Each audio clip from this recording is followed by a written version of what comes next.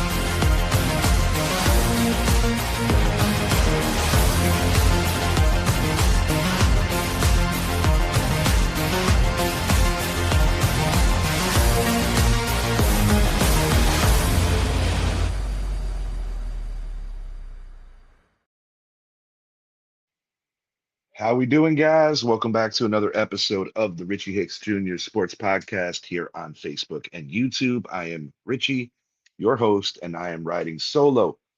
Didn't really have aspirations of doing a show solo on the improv, but we got some big NFL news. Good morning, Daniel Nunez. How you doing, brother? Good morning, brother. How you doing? This is crazy, man. Trey Hendrickson joins the Baltimore Ravens as their contingency plan after the trade with Max Crosby fell through. Um, I spoke with Idris recently on the show and said how Jamar Chase, the prolific superstar wide receiver of the Bengals, went full on scorched earth with the prospect of Max Crosby joining the division.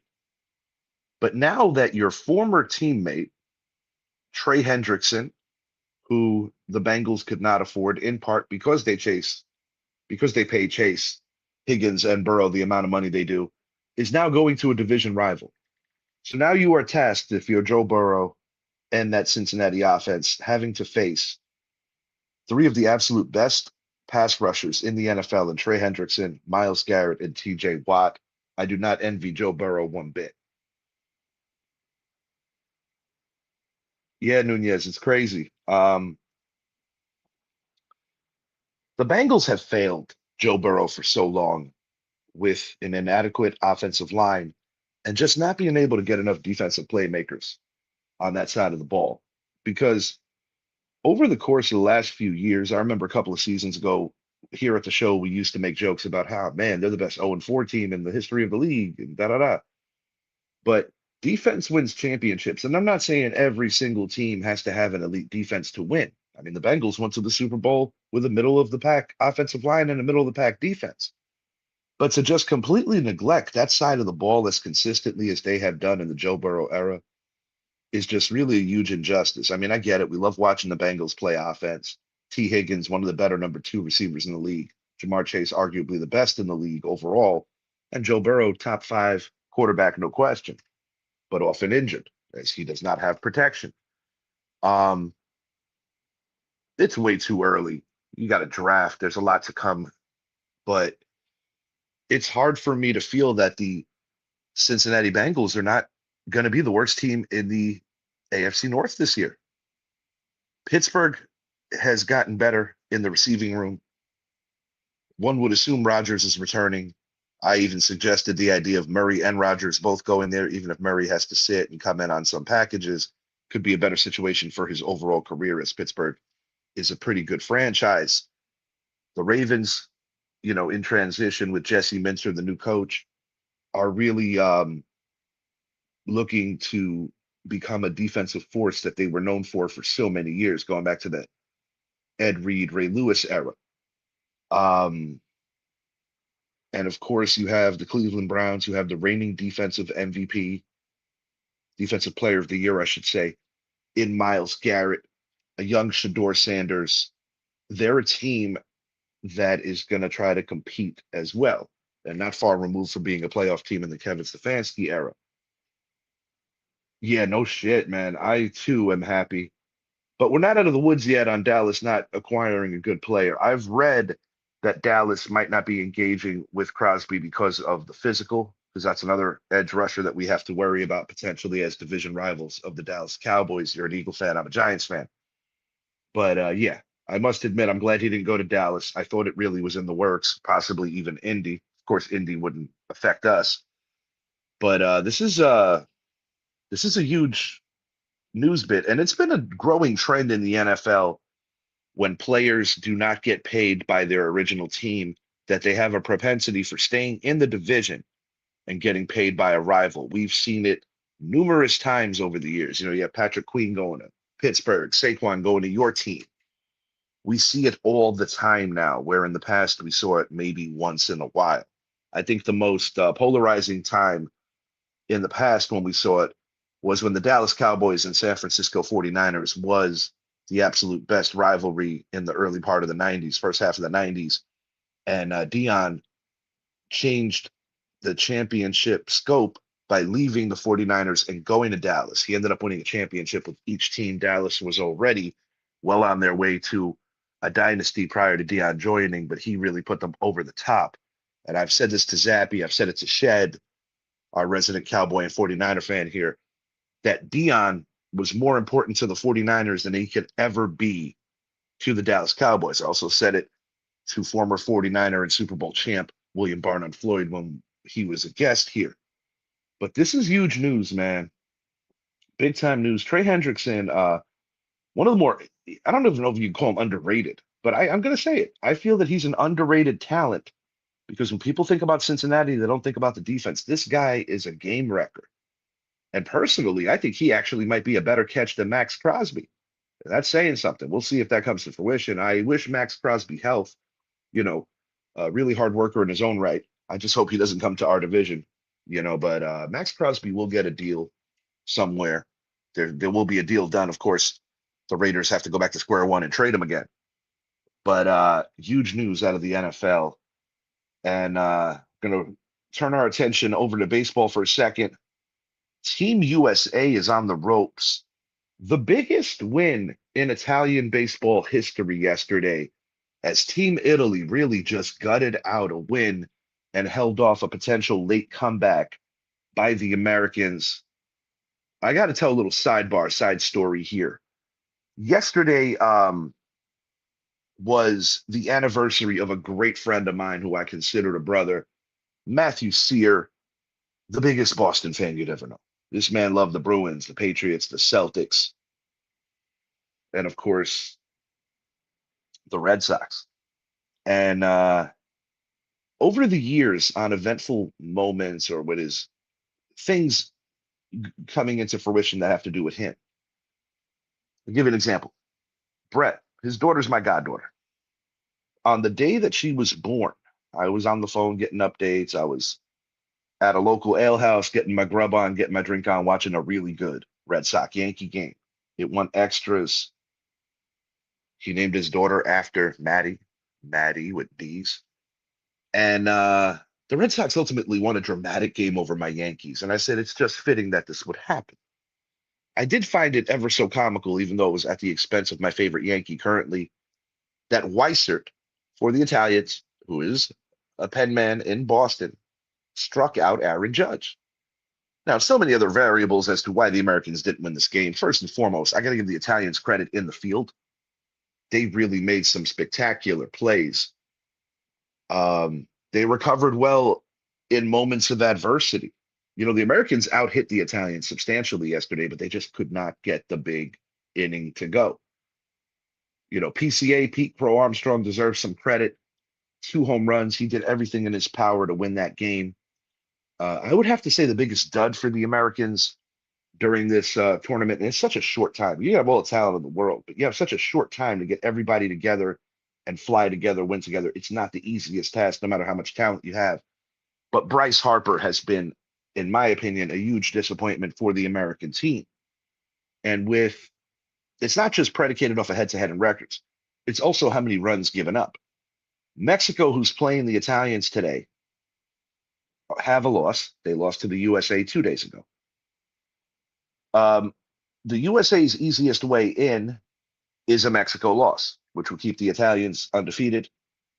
Hard Rock has the Italians as a 2.5 run underdog. So it's going to be a huge task to beat a really good Mexican team. But this Italian team, shouts out former catcher of the New York Yankees, Francisco Cervelli. He's got these guys playing. They don't have the same kind of star power as the American team, but make no mistake, these are very capable major league players on this team. And I must admit, I'm disappointed because when I look at this American team, I see a dream team. But, big telltale in this game, in addition to not being able to extend innings, making too many outs with two outs, runners on base. Aaron Judge had a quiet game, but Nolan McLean, potential future ace of the New York Mets, giving up the long ball. And that's what really hurt the Americans yesterday. But I must admit, my late grandmother would be so happy. And not that it would ever be her nature to root against the Americans. But for a country like Italy to beat the Americans, when a lot of people consider Italy more of a soccer country, it's huge. There's no going around it. It's huge. So to the Italian fans, congratulations, job well done. Yeah, dude, they played a hell of a game, and they deserve all the credit. They really do. It's a very fickle tournament. What I mean is like the margin for error is so very small. But I would have to say the story of the sports day, undeniably, we have history going down in the NBA. And to say it was a huge night is a huge understatement. But Bam Adebayo yesterday, 83 points. And I want to speak on something here. Do I think it's the same amount of impressive as, say, Kobe Bryant's 60-something point game when he sat out the fourth quarter some years back, or even Kobe's 81-point game? I'm going to leave that to the opinions of those who witnessed these events. Is it as impressive as, say, a Michael Jordan scoring 60 plus in the playoffs against a legendary Celtics team, albeit in defeat? I'm going to leave that to the people who witnessed it. Point I'm making is things change. The Wizards are clearly in tank mode, but that's not Bam Adebayo's fault. When you are chasing a record or some kind of historic night, it requires a few things to happen. First of all, you got to almost essentially play the whole game, which is 48 minutes. You need a coach that's willing to be in on it with you, in the sense of Eric Spoelstra letting him just play. You have, your teammates identifying that, oh shit, this guy's hot. We got to keep it rolling. There's a litany of things that have to happen for something like that to happen. But Bam Adebayo's 83-point night yesterday sets an NBA record for most free throws attempted and made. He hit 7 threes. Basically, everybody got out of his way and just let him keep playing offense. Some people were kind of pissy on Twitter, X rather, and other social media avenues where they felt that the Wizards were making it too easy. And whether true or not, whatever the case may be, special is special. History is history. And seeing something like that occur is really something. And the value of it to me, this is not comparing if it was a more impressive than what Kobe did or what other guys did over the years. Where I want to keep this is Bam Adebayo is a good player all around. He's not a prolific scorer like that. His previous career highs, 41 and 38. He's a very good player, having said that. Good rebounder, good shot blocker, all around ball player. But this just goes to show you that whenever you go to a sporting event, you always have the ability to see something special. And that's what makes this sports shit so much fun. I don't want to compare it The league has changed. So many things have changed. I say, let's stay in the moment and let's celebrate a historic moment. If Kobe Bryant were alive, I highly doubt that he would worry about his place in history. He was a very humble person in that regard. Wilt Chamberlain, no video of the 100-point game. But yes, guys, I really do think it happened. Um, but this is just so substantial in terms of historic value. And I want to make one thing clear. I absolutely hate the Miami Heat. You cannot be a Knicks fan in the 1990s, and I don't care what year it is now. Faces change, teams change, rosters change. I hate the Miami Heat. But Bam Adebayo is a gentleman, good ball player, hard worker. Good for you, Bam. Congratulations. Judge coming up clutch again. David Wright, the real Captain America. Oh, hell no. You're going to come here with this, Richie. Well, if Nolan McLean wasn't throwing BP earlier, maybe they wouldn't have come down to Aaron Judge having to bail out everybody. Did that occur to you? When I saw that we had a Met starter on the hill yesterday, I did kind of get a little worried. Hopefully, he pitches better against the likes of the Marlins, the Nationals, the Braves, and the Phillies when the year comes along. God, I can't wait for baseball. This is my best friend, Richard Doherty III. Known this kid since I was basically alive. He loves the Mets, and as you know, I love the Yankees. And I know baseball season's near when this guy just savagely sends me meme after meme, video after video. We are fired up. We are looking forward to baseball, and gonna make it gonna make an honest effort to get out there for Mets Yankees in July. We'll see how it plays out, but definitely would like to see a ball game with this guy. But yeah, McLean didn't exactly help the cause, Rich. That's where I'm going with that.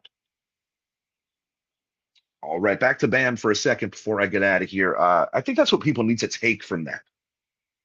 That enjoy the fact that you witnessed history. There's a lot of things in today's NBA that I don't like.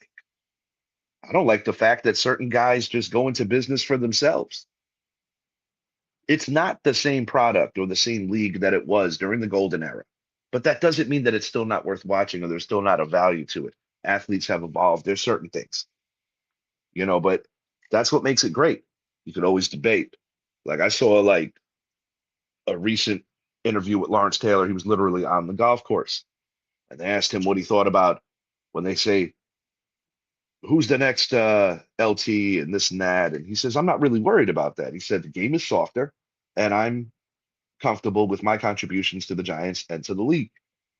And I think that more people should be like that. Because when you look at people like, say, a Cam Newton, who's always bitching, moaning, and complaining and tearing others down, it hurts your legacy. Look at what Scottie Pippen tried to get on post Last Dance. That was pathetic. I'm like, Scotty, anybody that watched you, or if you're a Chicago Bulls fan or whatever, nobody has questioned that greatness that you brought as the greatest number two possibly in NBA history. You can make a case that he was a greater number two than Kobe. You really could. I mean, it's debatable at best. It's debatable. Scottie Pippen has his place in history. He's one of the 50 top greatest players of all time. But it's just frustrating when, a lot of jocks post-career want to do revisionist history and just get real toxic. It's so unnecessary. And I think that's because, I'm seeing people saying, oh, Spoelstra should be ashamed and this stuff shouldn't count and da-da-da. If you have a chance to make history in a sport that you love and you've put your blood, sweat, and tears into it for X amount of years, why would you not go for it? Even if it's not the same setup, so to speak, as what the great Kobe Bryant did or others. Who's to say that Wilt Chamberlain's wasn't a little spoon-fed? Were any of you there to witness it? That's where I'm going to leave it for now. Trey Hendrickson, Baltimore Raven. I pray for you, Joe Burrow. You're going to be under duress 6 times a year. That is rough, man. Myles Garrett, TJ Watt, Trey Hendrickson, 2 games each. That is a lot. Team USA, I'm going to be real with you.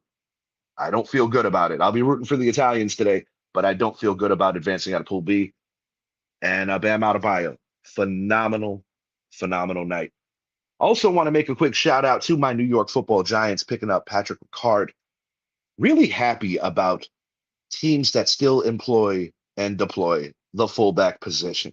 You look at any era of great Giants history, they have always had a boss-ass fullback, whether it was Maurice Carthon, going back to the Bill Parcells era. Whether we're talking about more recently, guys like Madison Hedgecock, Jim Finn, Henry Hynoski. I always get amped when the Giants have a legitimate fullback and a legitimate running game. And it's been an offensive blueprint for Giants success, whether you talk about the days of Rodney Hampton and OJ Anderson, whether you talk about Thunder and Lightning with Tiki Barber, Ron Dane, whether you talk about Earth, Wind, and Fire with Ware, with Ward, Bradshaw, Jacobs. Yeah, Saquon was a phenomenal player, but we didn't have a committee. We didn't have a dual threat. And you look at any championship the Giants have touched, that was the formula on that side. And if we're talking defense, it's usually been a trio of edge rushers or a trio of linebackers. Pick your era. Giants are on the way back, though, folks. I want to make that clear. I really love that John Harbaugh reports directly to the ownership. And I also just love the moves. People are freaking out. Oh, they're becoming the New York Ravens. Why would that be a bad thing, guys? He had 15 winning seasons in Baltimore. And, you know, this league is based on relationships, just like any other profession. Guys bring in their guys. But in the matter of 48 hours, Giants have one of the best blocking fullbacks in the league. Giants have one of the best punters in the league. Giants picked up a player who's one of only two since 2000 that had 50 passes defensed and 900 tackles. Giants are strongly improving their roster. They bring back a very reliable offensive lineman. Giants are going in the right direction. And I think the gains are a lot more powerful than the losses. And I'm looking forward to the NFL draft. Giants have options. I might be a little partial here. As you guys know, I'm an Irish fan, as is this ball breaker in my comments, Dorney. We are both Irish fans. I would love to see Jeremiah Love, no pun intended, come to the New York Football Giants and join Cam Scatterbo. I understand that it's not necessarily the biggest value pack in terms of what they need at a position, but it's an advantage that so few in the league would have. Jeremiah Love is a do-it-all kind of player. And with Scatterbo coming off the injury, I think it's something that the Giants should at least consider exploring. And you look at the John Harbaugh resume and the blueprint of his teams, he has always run the ball early and often. Also going to be in the search for a wide receiver opposite of Malik Neighbors. Oddly enough, another Irish face comes to mind if you wait a little later in the draft. Malachi Fields, 6'4", standing tall out of Notre Dame. Giants could potentially go high-end receiver early, and in the later rounds get a value player. Lewis Bond out of BC, Boston College, another player I got my eye on. Very similar skill set to Wan'Dale Robinson, who joins former Giant head coach Brian Dable in Tennessee. Appreciate you guys listening. This was a little improv. Had to speak on it. A lot of stuff going down in the sports world yesterday between the Adebayo big basketball game, Trey Hendrickson switching teams as the Ravens had to do a full pivot after the Max Crosby situation, and Team USA on the ropes. Enjoy your day, everyone. If you haven't already, please make it a point, like and subscribe to the channel, the Richie Hicks Jr. Sports Podcast on YouTube. And I'll be back sooner than later. Announcements to come for my next show. Take care, guys.